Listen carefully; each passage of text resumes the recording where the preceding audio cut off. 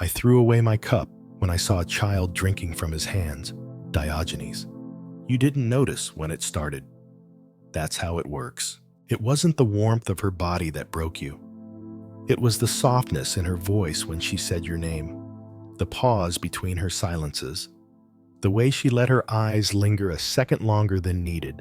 That was the first thread in the rope she would wrap around your mind. You thought you were choosing her, but you were responding to a choreography older than memory, rehearsed by millions of women, passed down, not through words, but instinct. A glance, a delay, a flinch, a vulnerability. She didn't learn it in a book. She is the book. And you, a reader who believes the story is real. The myth of love is not destroyed by heartbreak. That's too loud, too obvious. The true unraveling happens when you see that her care is not real. Her affection is a tool. Her absence is a weapon. Her need is an act. And your belief in all of it, your greatest weakness. Diogenes spat on these games. He begged nothing from women, expected.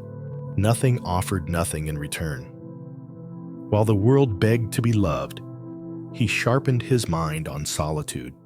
He exposed society's delusions, not with anger, but with indifference. When asked what kind of woman a man should marry, he answered, none if he can help it. Not because women are evil, but because men are weak. The modern man still kneels not at her feet, but in his own mind. He calls it romance, but it is surrender. He obeys without realizing he has been trained. He confesses his love while wearing invisible chains. You are not broken because you lack love. You are broken because you chase it. You don't know where your thoughts end and her manipulations begin. You have been domesticated not by violence but by softness, not by orders but by implication. You are no longer a man. You are a reflection, a mirror trained to show her what she needs. This ends now. This is not about becoming angry or bitter or vengeful. It is about stopping, not moving, not craving, becoming untouchable. The philosopher you forgot is the one who saw through all of it. Diogenes did not want love. He wanted clarity. He lived without illusions. You will now do the same. She does not offer love. She offers bait. You mistake it for care because it mimics care. A soft voice, a wounded sigh, the gentle disapproval when you pull away too soon. These are not acts of affection. They are calibrations. She is measuring your reactions, testing which string pulls you hardest. Her glance is a lever. Her touch is a button. Her presence is a performance tuned to your weakness. You think you are free, but you respond like a trained animal. One moment of withdrawal from her, and she withholds warmth. One gesture of obedience, and she smiles. That smile is not love, it is permission. Permission you must earn again, and again, and again. You do not fall in love. You are pulled. What you call connection is just a closing trap. The velvet-lined jaws of emotional manipulation disguised as tenderness. She gives just enough softness to make your mind dependent. Not your body, your mind. She does not need you to lust. She needs you to seek approval. She will never say it. She doesn't need to. Her body speaks in omissions. Her silence becomes a language. Her need becomes a mirror, and you begin to reflect her wants. Not because you choose to, because she designs it so. Diogenes watched men beg for this bait. He refused it. He walked among them with nothing. Not because he lacked desire, but because he knew desire makes you weak. And women sense it. They orbit around it. They manipulate through absence, not excess. You think they smother you. They don't. They starve you slowly until every glance feels like water. Your mind is not your own once you accept her affection. Because affection is not a gift. It is a hook, a loop, a whisper that rearranges your behavior. You lower your voice. You change your plans. You apologize when you are not wrong. Not because she asked, but because you anticipate. That is control. And you call it love. She doesn't need to dominate you. She only needs to make you want her approval. And once you do, you are no longer a sovereign being. You are a pet. It begins in smiles, ends in erosion. She never offered you peace. She offered performance, and you bought it with your center. You say she's soft. She's just precise. You say she's fragile. She's just strategic. And you are being tuned. Because her affection is not real. It is a system, a formula, a trap with silk walls. Diogenes lived in a barrel, but he was not poor. He was impenetrable. He saw the hunger in men's eyes when they chased approval. He spat at their shame. He barked at their obedience. He knew one thing: if you need her to love you, she owns you. Affection is a drug. She is the dealer. You are the addict. You say it's romantic. She knows it's control. She smiles. You obey. She withdraws. You beg. She sighs. You adjust. Before you knew it, your spine was replaced with a string, and she holds the other end. She pretends to need you, but you are the one being used. Her weakness is not real.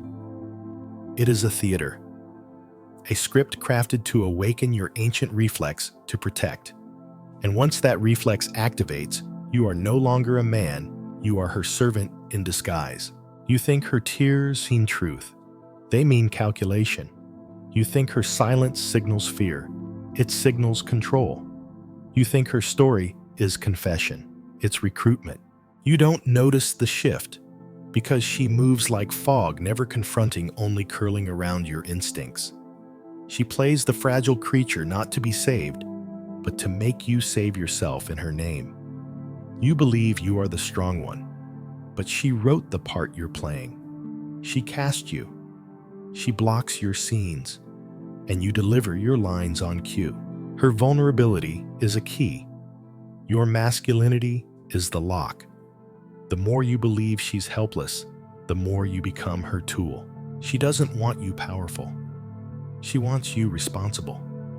Responsible for her sadness, her past, her healing, her joy. And you agree because the role is noble, because it flatters your ego. But it is not noble. It is obedience dressed in armor. You used to act from will. Now you react from script. Diogenes saw this farce in every corner of Athenian society.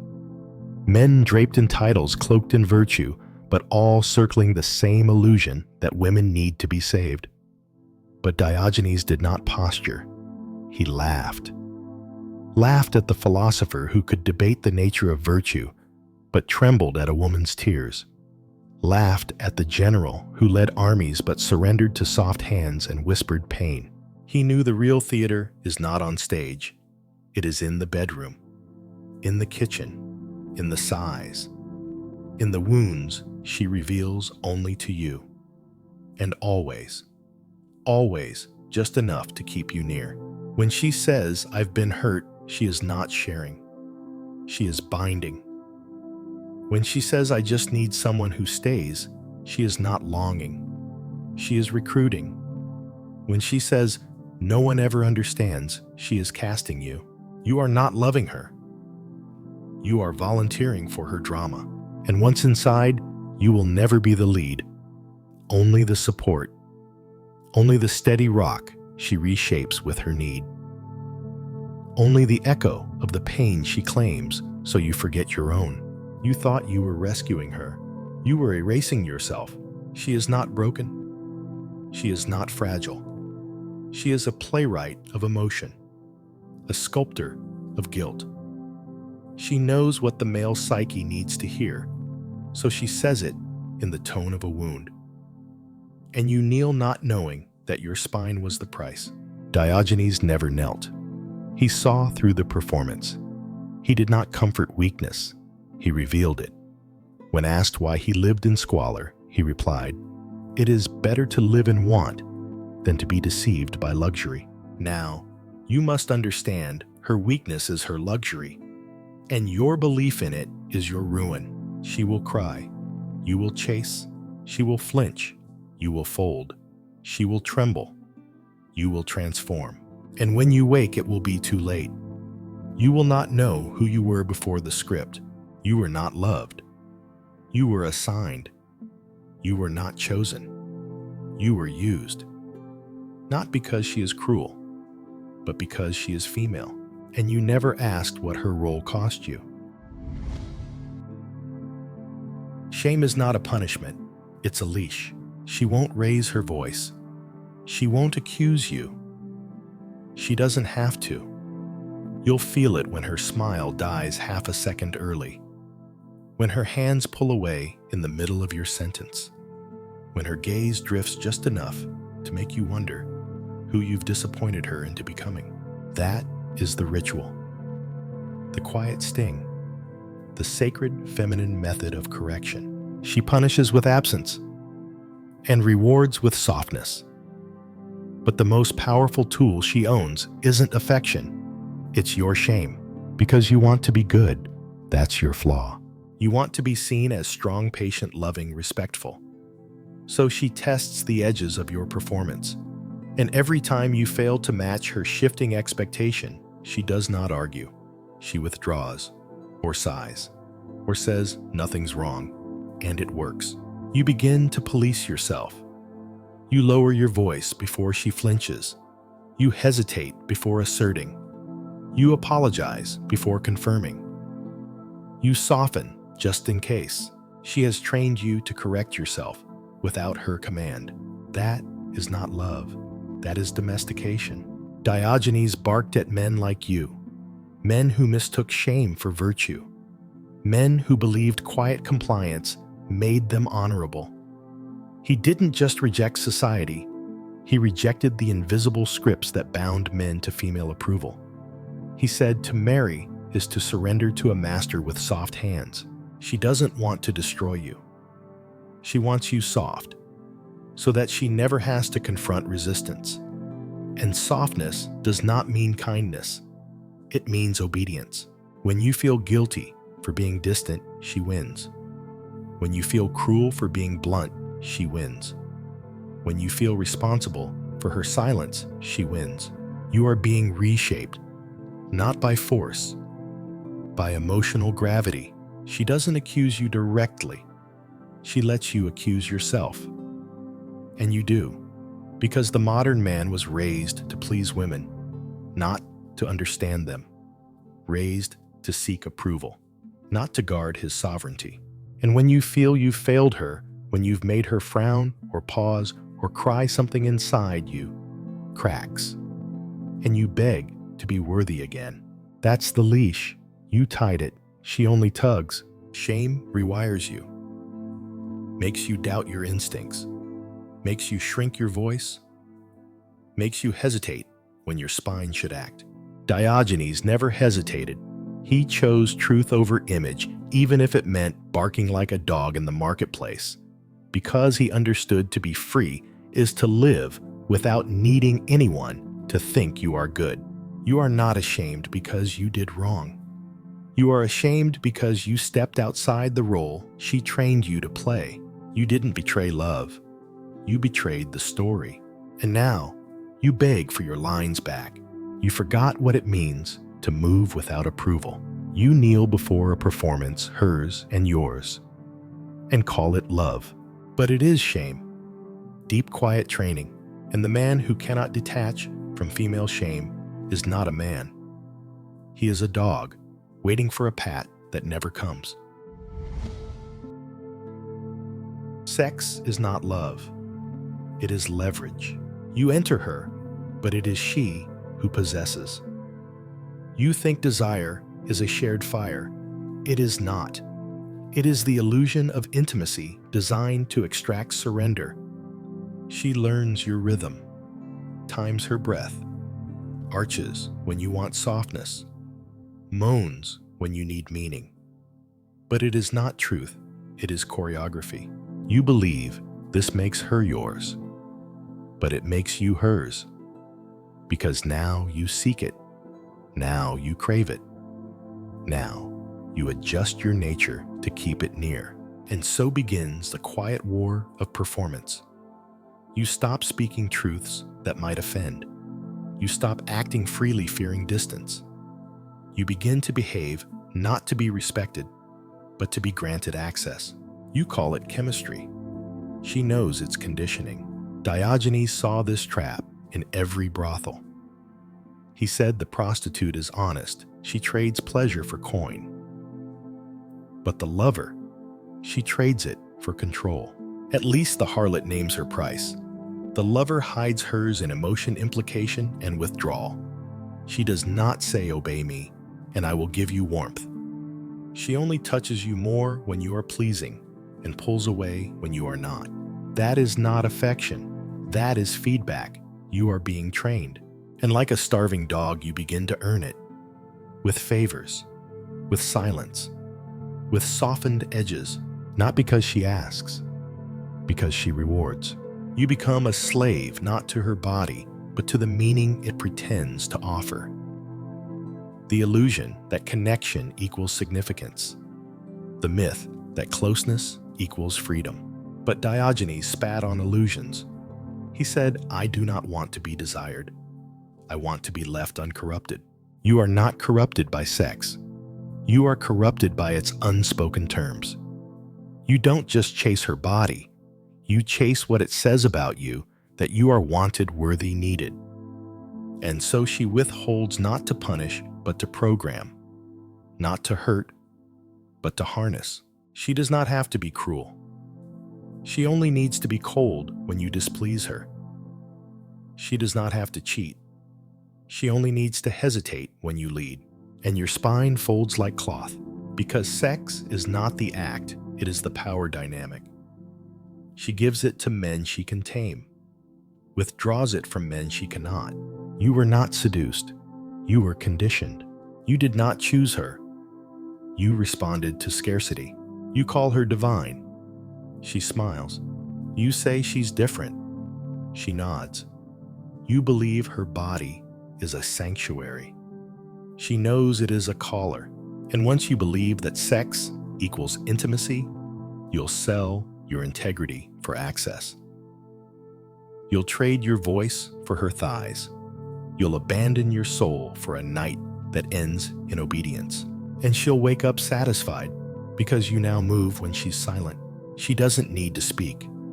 She needs only to close her legs. And your nature bends. Diogenes would rather sleep on the ground than kneel in silk sheets. You say you're making love. She knows you're making chains. She does not break you. She domesticates you, not with rules, with glances, not with commands, with reactions. You think you're still the man you were before her, but your thoughts no longer come from within. They echo her preferences. They tiptoe around her moods. You didn't lose your strength in battle. You gave it away in compromise. Quietly, repeatedly, voluntarily. It begins small. You speak less when her tone flattens. You shift your plans to avoid her sighs.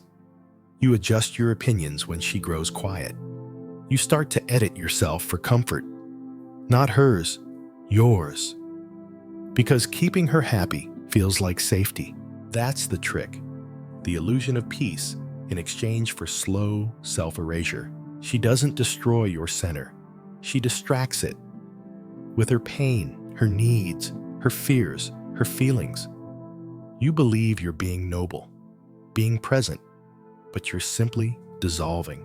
You become useful, predictable, comfortable, and she no longer respects you Because the man who adapts constantly is no longer a man, he is an extension. She doesn't need a partner.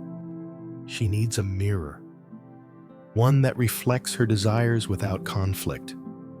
One that moves when she leans. One that goes dim when she's tired. You stopped offering resistance and called it love. Diogenes knew nothing corrupts the soul faster than the illusion of acceptance. He saw men crawl into relationships like dogs, into cages, and call it companionship. He said those who submit to approval are already enslaved. You thought you were becoming more loving, more understanding, but she wasn't changing. Only you were. You didn't grow closer. You grew smaller. And the worst part, she doesn't want the man you've become. She wants the edge she first saw in you, the part she slowly smoothed away. She punishes you for the softness she demanded. She withholds from the obedience she trained. She misses the man she silenced. That is the final cruelty. She despises what you've become because she made it, and you stay because you think it's too late to rebuild your center. You think leaving would make you cruel. You think silence would make you a monster. So you keep shrinking, folding, reacting, not out of love, out of fear.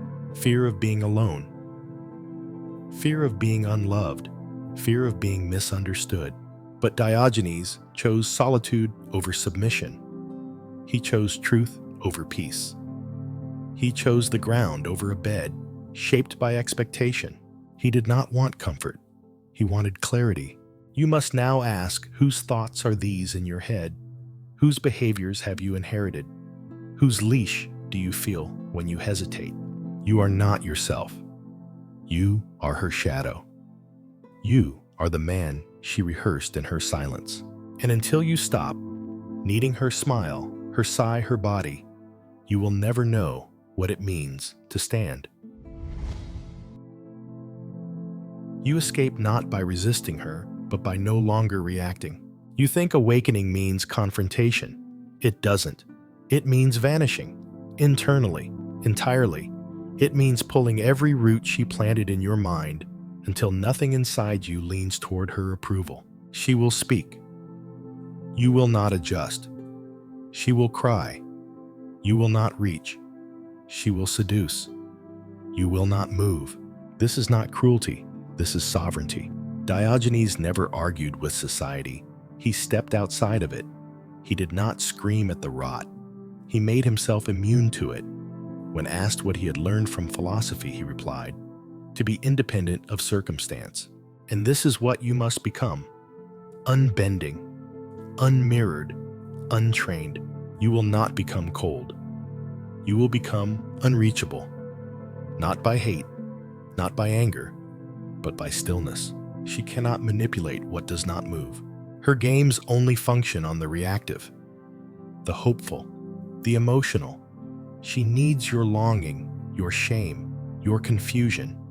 Take those away, and she has nothing to pull. She becomes powerless, not because you won, but because she cannot find anything in you to rearrange.